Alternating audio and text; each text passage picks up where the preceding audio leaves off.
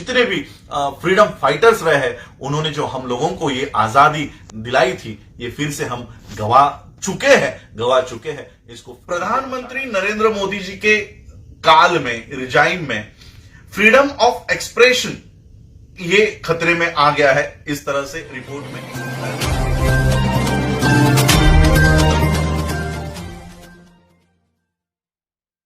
जैसे कि मैंने आज की इस वीडियो को टैगलाइन दिया है कि भारत अब आजाद नहीं रहा। ये खबर, ये रिपोर्ट मेरी नहीं है या भारत के किसी एजेंसी की नहीं है। ये रिपोर्ट वर्ल्ड के सबसे महत्वपूर्ण फ्रीडम हाउस जो वॉशिंगटन में स्थित है, ये उस संस्था की रिपोर्ट है। और ये हर 10 साल में डेमोक्रेटिक कंडीशंस के ऊपर मुआयना करती है, जांच करती है कि पूरे विश्व में जो डेमोक्रेसी है, जो लोकतंत्र है, उसकी हालात क्या है। 2009 के बाद 2019 तक, यानी 2009 से 2019 तक के पीरियड का यह आकलन किया गया है और 2020 की ये रिपोर्ट अब पब्लिश हुई है। फ्रीडम हाउस जो वॉशिंगटन डीसी में स्थित है, उस एजेंसी ने, उस संस्था ने ये रिपोर्ट दिया है कि भारत अब आजाद देश के सूची में नहीं रहा। भारत जो कंप्लीटली फ्री और इंडिपेंडेंट कंट्री है, इसे अब पार्टली फ्री यानी आंशिक आजाद, आधा आजाद देश की सूची में डाला है।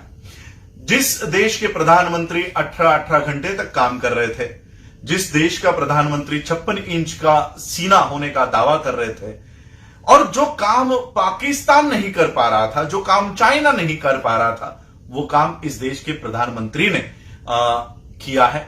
और जो आजादी जिसके लिए भगत सिंह शहीद हो गए, उन्होंने अपनी जान दे दी। कितने सारे फ्रीडम फाइटर्स हैं जिन्होंने इस देश को, इस मुल्क को आजाद करने के लिए अपनी जान दे दी है, अपना लहू बहाया है। ऐसे देश की आजादी हम 72 साल के बाद खो रहे हैं। और ये वर्ल्ड की एजेंसी की रिपोर्ट है।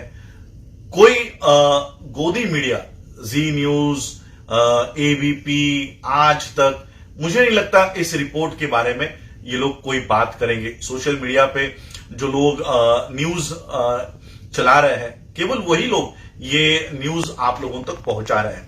और इस रिपोर्ट में यहां तक कहा गया है कि किस तरह से ये, हालांकि ये रिपोर्ट 2020 तक की ही है, इसमें 2020 का जो आखिरी मंथ है वो इसमें इंक्लूड नहीं है।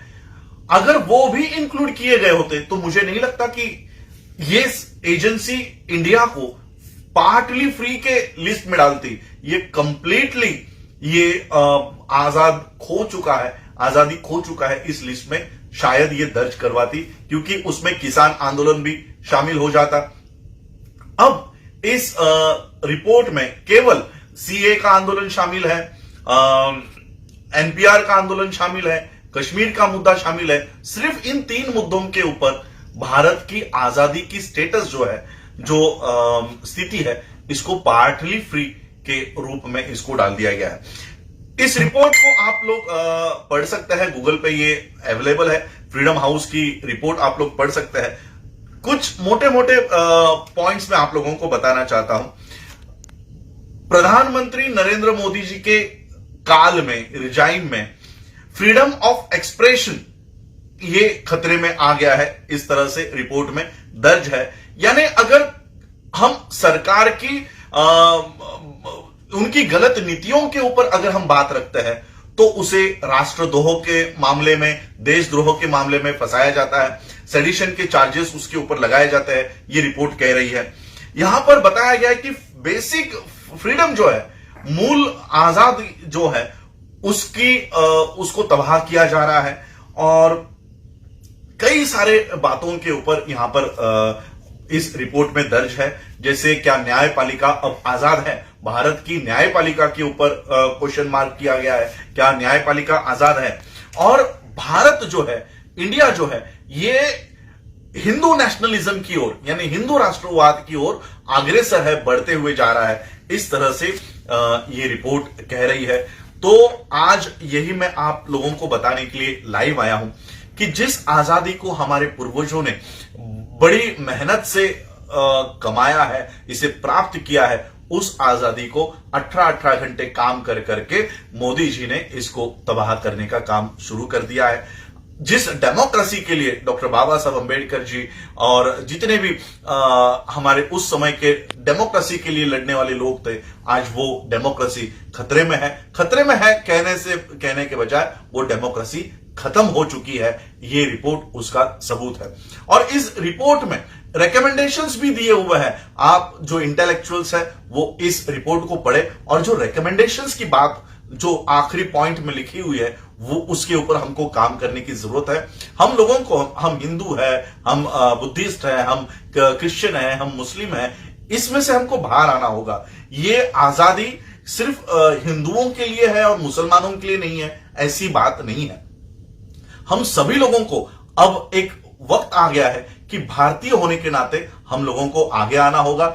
आसाम के एनपीआर की बात इसमें लिखी हुई है और उसमें स्पेसिफिकली लिखा हुआ है कि यह सबसे ज्यादा हिंदुओं को बाधित करने वाला कानून यहां पर बना है। इसमें किसी मुस्लिम सबसे ज्यादा जो परसेंटेज है जो अपना सिटीजनशिप गंवा चुके हैं वो हिंदू है।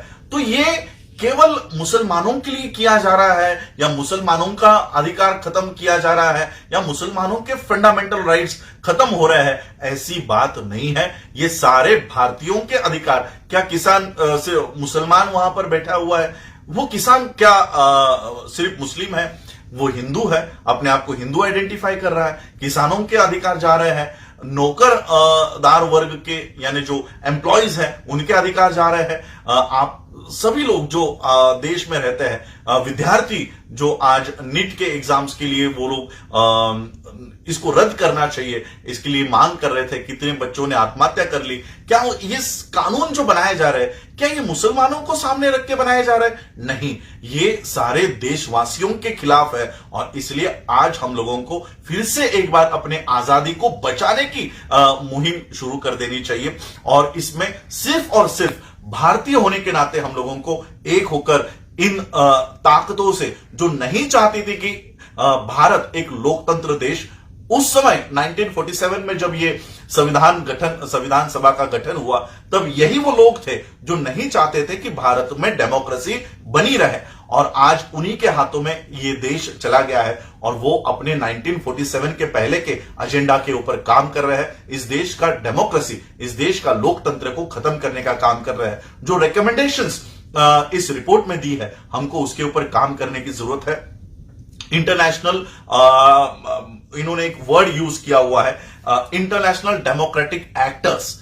जो लोग इंटरनेशनल प्लेटफॉर्म पे डेमोक्रेसी के फेवर में है, जो लोकतंत्र के फेवर में है, ऐसे सभी लोगों को एक होकर भारत के आजादी की लड़ाई हम लोगों को फिर से एक बार लड़नी होगी। भारत का जो पायदान है, ये हम बहुत नीचे डेमोक्रेसी में आ गए हैं। तो ये सारा रिपोर्ट भारत के लिए और भारत में रहने वालों के लिए बहुत मुश्किल पैदा करने वाला है। और ये इंडिकेटर्स है कि आज भी अगर हम नहीं जागे, अगर आज भी हम लोग भारतीय होने के नाते एक दूसरे के साथ खड़े नहीं हुए, तो जो आजादी भगत सिंह से लेकर हमारे जितने भी फ्रीडम फाइटर्स रहे हैं, उन्होंने जो हम लोगों को ये आजादी दिलाई थी, ये फिर से हम गवा चुके हैं। इसको हमको बचाना है। और यही उम्मीद और यही आशा हम कर रहे हैं कि भारत के आजादी को बचाने के लिए और भारत के लोकतंत्र को मजबूत करने की लड़ाई एक दूसरे के साथ, चाहे वो किसान हो, चाहे वो एम्प्लॉयज हो, चाहे यहाँ के गवर्नमेंट एम्प्लॉयज हो या स्टूडेंट्स हो, हम लोगों को एक दूसरे के साथ खड़ा होना है। हिंदू, मुस्लिम, सिख, जैन, क्रिश्चियन, बुद्धिस्ट, ऐसी दीवारें हम लोगों के सामने नहीं रख के भारतीय होने के नाते हम लोगों को एक दूसरे के साथ खड़ा होना है। और ये hard earn democracy, hard earn freedom, जो कई मुश्किलों का सामना करके प्राप्त किया हुआ लोकतंत्र है, आजादी है, इसे हमें बचाना है। आप लोगों ने मुझे सुना, ये रिपोर्ट आप लोग डिटेल में पढ़िए। 36 पेज की ये रिपोर्ट है, उसमें से कुछ पॉइंट्स मैंने आप लोगों के सामने रखी है। पूरी रिपोर्ट, अगर ये रिपोर्ट कोई पब्लिश भी करता है तो मुझे डर है कि कहीं उसे भी राष्ट्रद्रोही, देशद्रोही ना बताया जाए, क्योंकि ये मोदी के कार्यकाल की सबसे भयानक तस्वीर वर्ल्ड ने हमारे मुंह पर फेंक कर मारी है कि भारत अब आजाद नहीं है। भारत को आजाद यानी फ्रीडम कंट्री मानने को अब वॉशिंगटन या यूनाइटेड नेशंस हो या फ्रीडम जो हाउस है वो मानने को तैयार नहीं है। तो ये कहीं ना कहीं भारत के लिए, भारतवासियों के लिए और हमारे पूर्वजों ने जो त्याग करके हमको ये आजाद देश दिलाया है, ये उसके लिए बहुत बुरी खबर हमारे लिए है।